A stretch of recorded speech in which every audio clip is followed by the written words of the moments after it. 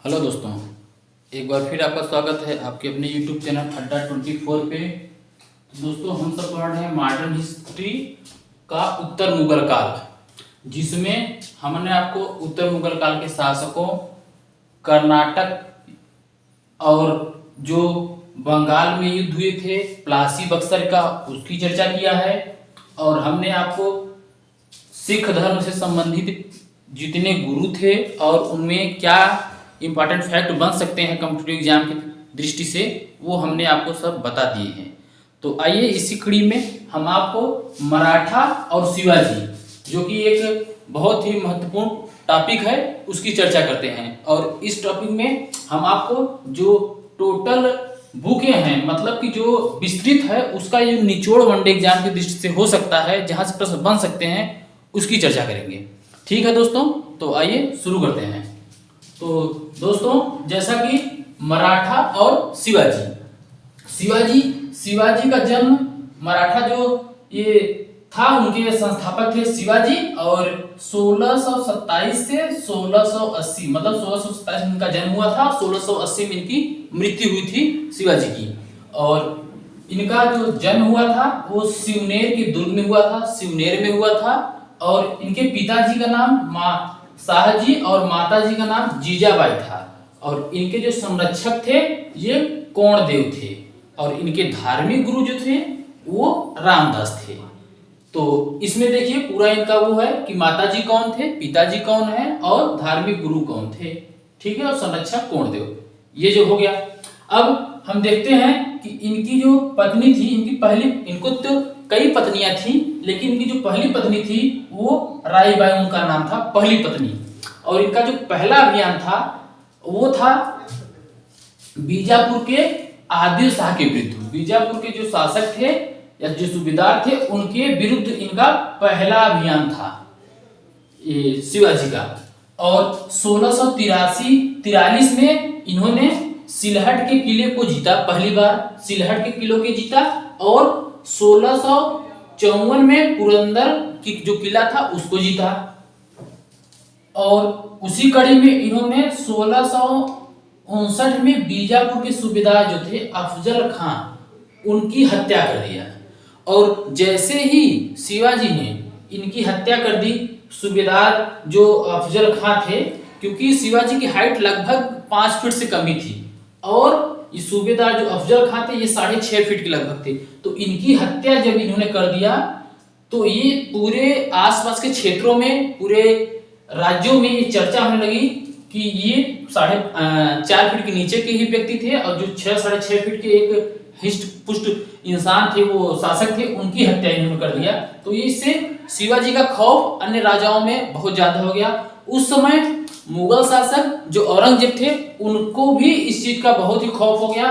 तो उन्होंने इसी क्रम में अपने मामा शाइस्ता खां को भेजा 1663 में शिवाजी को मारने के लिए। लेकिन शिवाजी ने इनको मारने के बजाय इनको भागने के लिए मजबूर कर दिया। इनको औरंगजेब के मामा थे शाइस्ता खां, इनको आगे इसी कड़ी में सूरत को 1664 में इन्होंने लूटा। 1664 में सूरत को लूटा। और 1665 में पुरंदर की संधि एक होती है, पुरंदर की संधि 1665 हुई, जो कछवाहा राजा जयसिंह और शिवाजी के मध्य हुआ। इस स्थिति में आने पे शिवाजी का जो प्रभुत्व था वो बहुत ही बढ़ गया था। लेकिन कुछ परिस्थितियां ऐसी हुई जो शिवाजी के अनुकूल नहीं रही। उस परिस्थितियों की दृष्टि में उन्होंने 35 किलो जो जीते थे, 35 किला उनके पास, उसमें से 23 किला मुगलों को दे दिया। देने के लिए वो बाध्य हो गए, देना पड़ा उनको।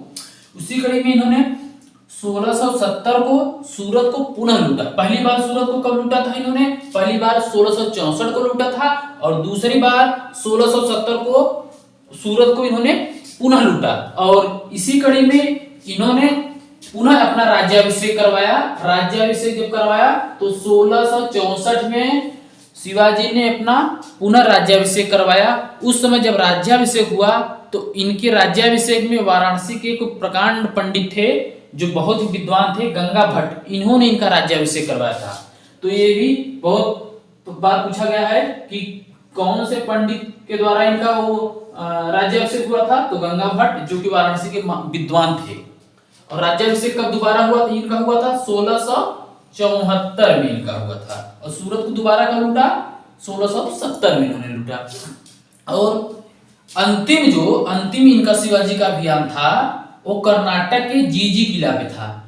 तो बस इतना ही रहे कि अंतिम अभियान जो था वो कर्नाटक पे था। और इनकी मृत्यु जो हुई थी शिवाजी का 3 अप्रैल 1680 को इनकी मृत्यु हुई थी। ठीक है दोस्तों, तो ये रहा शिवाजी के बारे में निचोड़, एक तरह से कि जो टॉपिक जहां से डायरेक्ट क्वेश्चन आपको एग्जाम में मिल जाए वही टॉपिक है ये। तो ये आपको समझ में आ गया हो। इसी क्रम में इन्होंने कुछ इनके जो अष्टप्रधान मंत्री हुआ करते थे, बहुत ही फेमस थे। तो इसमें जो बोला जाता है पेशवा किसे बोला जाता है? तो पेशवा उस समय के प्रधानमंत्री को बोला जाता था इनके शासनकाल में। आमत्य जो थे वो राजस्व विभाग का हेड जो होता था उसको आमत्य बोलते थे। और सुमंत, जो कि बहुत चर्चा वो है कि सुमंत, ये विदेश मंत्री को सुमंत बोलते थे। और वाकयानवीस जो गुप्तचर होते थे उनको वाकयानवीस बोलते थे। और इन्हीं के काल में 2 प्रकार का कर ये पूछता है कि बहुत बार कि चौथ क्या है? तो चौथ और सरदेशमुखी, शिवाजी के शासनकाल में ये 2 प्रकार के टैक्स होते थे, कर होते थे। चौथ 1/4, 1/4, और सरदेशमुखी 1/10, 10वां भाग होता था। और इनकी मृत्यु के बाद इनकी जो सती होने वाली पत्नी का नाम था पुतली बाई। शिवाजी की मृत्यु के बाद इनके साथ सती होने वाली पुतली बाई की पत्नी थी। ठीक है दोस्तों, और एक ही और महत्वपूर्ण है कि सूरत की संधि कब हुई थी? सूरत की संधि हुई थी 1775 ईस्वी में, सॉरी ये 1600 इसमें हुआ था। ये मिस्टेक है। तो ये यहां तक कि मृत्यु के बाद सती होने वाली पत्नी कौन थी? पुतली बाई। तो ठीक है दोस्तों, ये रहा शिवाजी का और शिवाजी का प्रशासन और शिवाजी के बारे में जहां से अधिकतम क्वेश्चन आ सकते हैं। इसके बाहर से शिवाजी के टॉपिक से कोई प्रश्न नहीं आ सकता है दोस्तों। ठीक है, तो आशा करता हूं आपको शिवाजी के बारे में जो भी जानकारी दी है सब अच्छा लगा होगा।